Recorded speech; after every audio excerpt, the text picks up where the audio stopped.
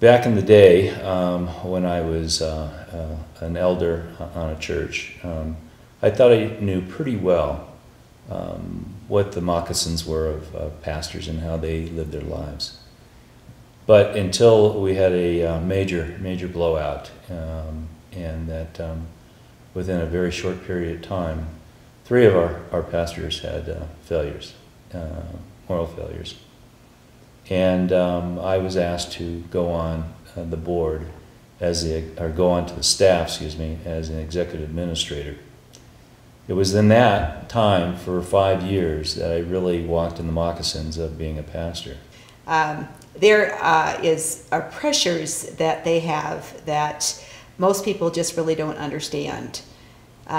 People put them on a pedestal, think that they're supposed to be perfect, and they're people just like you and I. Not only that, they're living under pressures that you and I don't have any idea what it's like. Because of those pressures, oftentimes they burn out. They just can't take it. It's hard for them. And we really didn't know exactly what to do to help them, but God had an idea. It was so interesting to look back and to try to figure out what was causing the crash and burning of these guys through their ministry. We found out that these guys were out of balance. Their emotional life, their physical life, their spiritual life were completely out of balance. And if you use the 3-legged stool, the milking stool, as an example, and that if you shorten one of those legs just a little bit, you can end up in a pretty ugly mess. And when I look back and I compared these guys' lives to that 3-legged stool, it was very obvious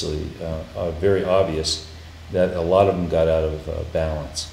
The ministry leader has a defined job description. He knows exactly what he's supposed to do.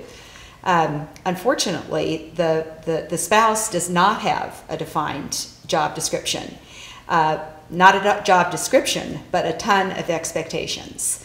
And as a result of that, she normally has a lot of guilt. She feels guilty because she should not be upset that her husband is spending so much time away from home, because after all, he is doing God's work.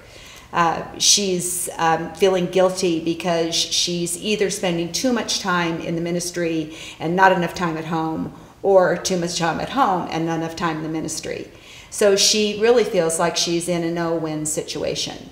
So our plan is to bring the couple out one at a time and to share our ranch with them for a 6-night stay where they would come out and just let their hair down and be real people. Because they really are just real people. They have the struggles just like you and I have, but they're under the attack all the time.